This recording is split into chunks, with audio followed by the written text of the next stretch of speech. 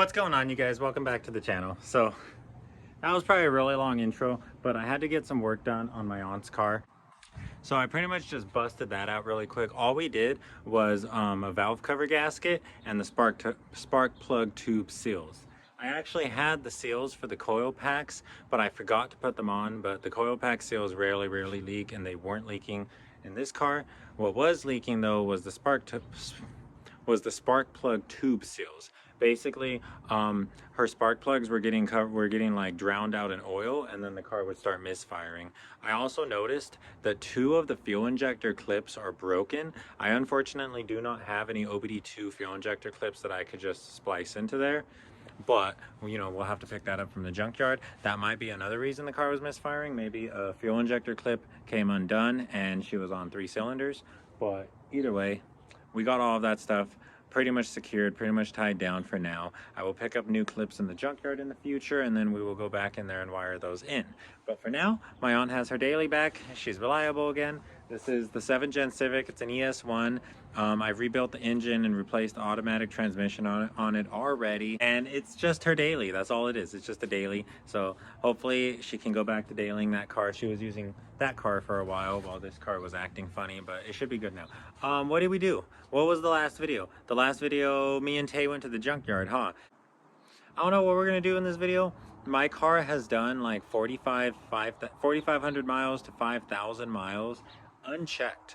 So I think what I'm gonna do in this video, since it is now cool, it is now a little later in the evening, I'm gonna jack it up and I'm going to go through the suspension, basically just do a bolt check. And I do want to lower it because I did raise up my suspension when we were in Yosemite.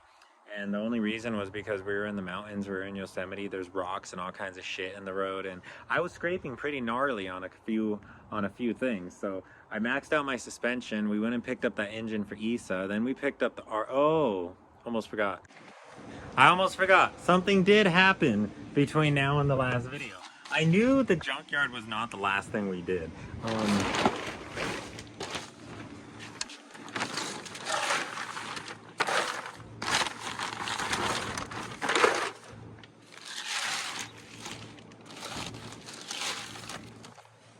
What is that? And check this out.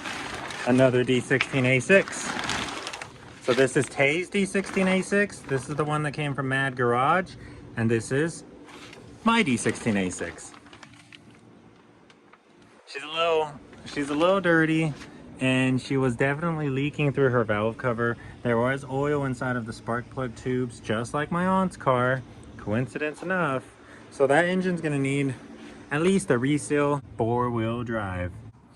So now all we need to do is find a wagon diff, a viscous, a drive shaft, axles. Oh, and we're gonna need the hubs too. Sheesh. But you know, we're still a long ways before we do something like that. So don't get your hopes up yet. I still need to learn how to weld as good as Dana if we're gonna do something crazy like that. Here's the RT mount. But anyways, you guys, look at that wheel gap. I don't know if you guys can see it, but like right there, see that black spot in front of the hanger? That is a hole in my exhaust pipe, and we have an exhaust leak. For today, I think all I want to do is pop the wheels off and lower it. So let's get started on that, and let's see if we can find any loose bolts or something. Let's see what 5,000 miles does. So today, when it was like 105 degrees, I was talking to A-Tracer. He comments a lot on here. I was talking to him. We had a really cool conversation. We were just talking about all kinds of shit. And he sent me a package because he said that he had a bunch of mounts and stuff that I could possibly be using right now. My hands are dirty, so I'm not gonna try to like get too deep into this, but there's already some cool stuff. Like this right here is a car mount for your cell phone. And if you guys don't know, I recorded that entire like run through Yosemite basically by giving Isa my camera, and I was just like, hold this. So now we won't have to do that, and now I can get some cool footages when I'm alone. And there's just all kinds of cool stuff in this box. Like these are just all GoPro mounts that you can literally stick to like the outside of the car and stuff like that. These are a bunch of like adapters and stuff. We have a few straps and things. I thought this was pretty cool. This is literally just a giant yellow handle. Like you put your GoPro up there or your whatever you're filming with, and like, how do you lose this? Look at how freaking big and bright it is. I'm already using the selfie stick. I found a selfie stick like that and I already pulled it out, and that's actually what I recorded this entire video with. So that's awesome with you. But yeah, guys, like, he sent me this and I opened it last night, and we've just been like kind of playing with it, kind of seeing what we could do, trying to raise our production quality a little bit. I know my mic still sucks, but at least I can get you guys the angles. And yeah, I really appreciate this. This is so freaking awesome. Like, this is so awesome. Thank you so much. Thank you. And I know I don't have like a PO box set up or anything like that, and a couple of you guys have asked me if I'm gonna set up a PO box. I don't know. I don't know. Because I don't know, every time you guys send me something or want to send me something, it's always kind of an overwhelming feeling for me. I'm like, why the fuck do you want to send me something? But thank you so much. And H-Racer is a friend. He's freaking cool. Like, we've talked a lot. He even, oh, my big impact came from him. This thing's actually dead. I need to charge that now that I think about it. This came from him. We're gonna charge this battery right now. And he told us anytime we're back up there in the bay, anytime we're by his place, let's go go-karting. And that sounds freaking fun, dude. Like, I've never been go-karting. And if you like CRXs, the CRX is basically a go-kart, right? Okay, anyways, you guys, I've been out here working on this car for like 3 hours already. I'm really hungry. I'm gonna go have dinner really quick, and then we're gonna lower my CRX, and then that's the end of the video. So, see you guys in a second. Okay, guys, so car's on the jack stands. I got all 4 jack stands under the car. I have all of the lugs already broken, so I'm gonna pull the wheels off. And we're basically just gonna do a bolt check. I'm pretty much just gonna go through, shake everything, torque all of the bolts, make sure none of them are coming loose, and then we will go on to dropping the suspension, or dropping the ride height. So let's do it.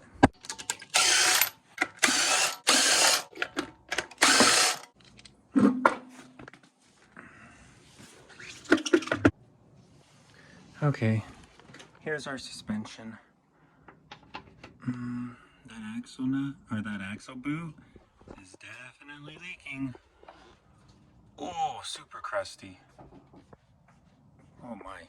Okay, this part's pretty easy to actually get in here and actually start adjusting the height on your coilover.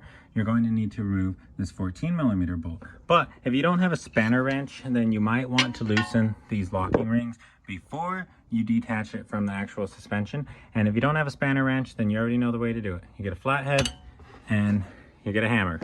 So I'm gonna break these loose, and then we're gonna get that bolt off.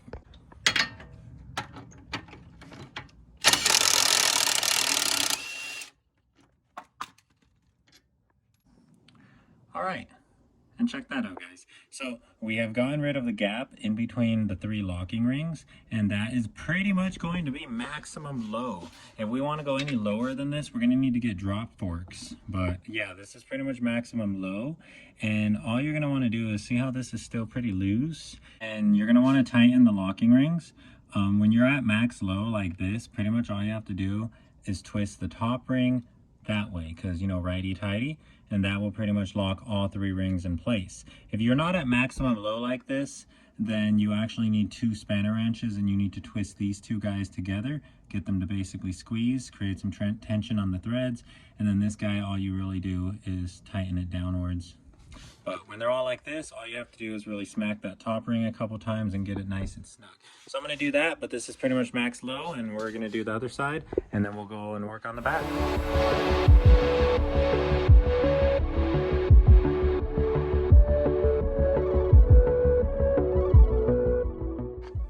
Super easy. And once again, we have literally no gap right here. Preload is a little loose, but I just want to be low. I just want to be low, honestly. I'm still just checking all the bolts down here, making sure everything is Gucci, and it looks like everything is Gucci. My oil pan did take a dent. This oil pan did not have a dent before, and now it has a dent.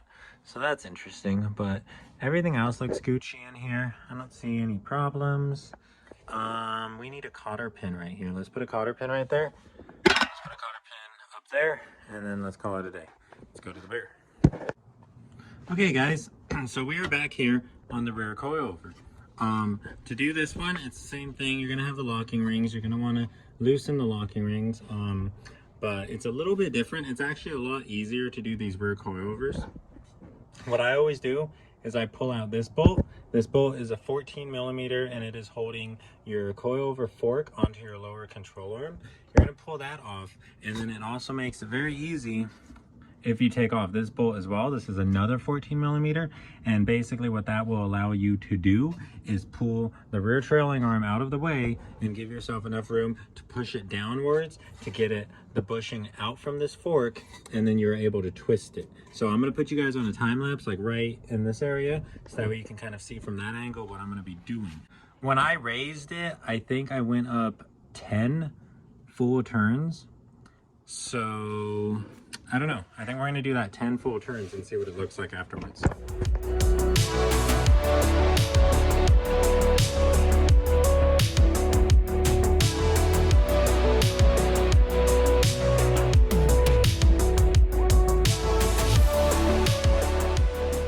I went up 10, and 10 didn't really seem like a lot, so I went up 16. So let's do 16 full turns on the other side, put the wheels back on, and see how freaking low this thing is. I don't want the back to be dumped. I want the back to be taller than the front, because you guys know how much shit I put in this car. So we might raise the front, we might raise the back, but for now we did 16. So let's do 16 full turns on the other side, and then we're done. All right, you guys ready? Here we go. We're going down.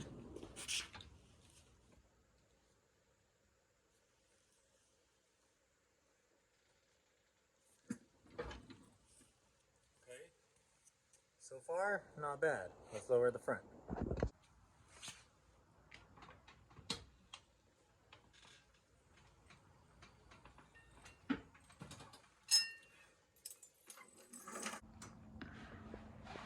Okay. I like it. I like it a lot.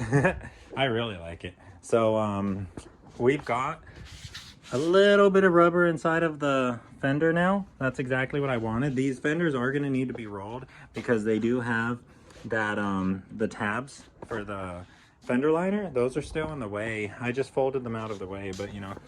And then check that out. We are a little higher back here. We do have a good finger gap, but remember, I hold a lot of weight in the back of this car. I store that full-size jack. This jack is literally always in my car, like always. This is always in my car. I carry all of my tools. I was carrying this big engine rebuild kit that I got from Kelly Drop. This includes a crankshaft, cams, valves, pistons, everything. Dude, that is heavy. That's like 1/3 the weight of a block. So there's a lot of weight in the back. So we're probably going to even out when we're actually fully loaded. So that's badass. I'm happy with this. We're done for now. We're going to go on a test drive. We're going to go pick up Issa and his little brother. And yeah, I'm happy with that ride height. We're higher in the back than we are in the front. And that is always good because on an EF, it is always very difficult to get the front super, super low. We're going to need drop forks to go any lower. I know we're not really technically low, but we're going to need drop forks if we want to go lower. But that's cool. All right, let's go for a drive. All right, guys, we're trying out the new camera mount.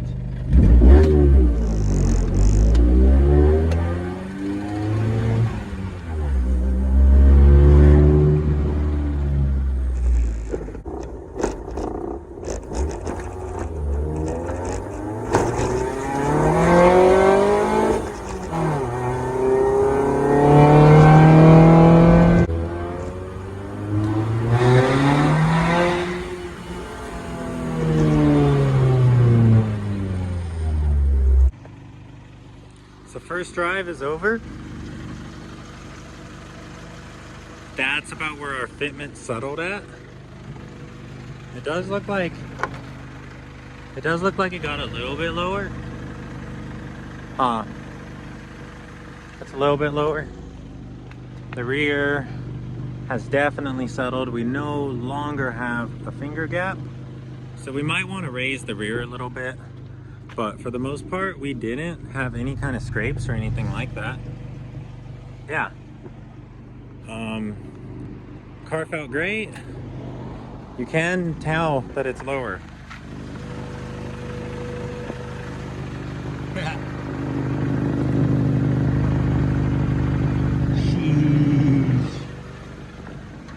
So that's cool. Alright you guys, that's gonna wrap it up for the video. If you enjoyed anything we did, like and subscribe. Got my aunt's car running right. Lowered my CRX. Or as low as a stock CRX is gonna go. We're gonna need drop forks and other things like that if we want to go any lower. But this is pretty much maxed out and I think it's dailyable. We didn't scrape anything. But anyways guys, if you enjoyed anything, like and subscribe. Leave a couple of comments. Sheesh. I guess that's it. Maybe save an EF. Until next time. See you guys tomorrow. I'm gonna go hang out with Tay and we're gonna do some exhaust stuff. How is there gonna be an R32 and they're gonna leave all of their shit next to it?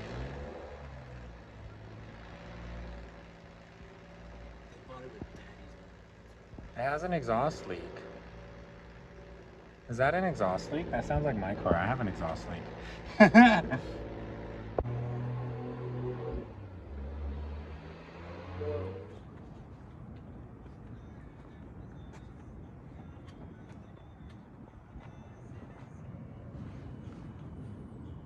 Yeah, that fitment doesn't look bad at all.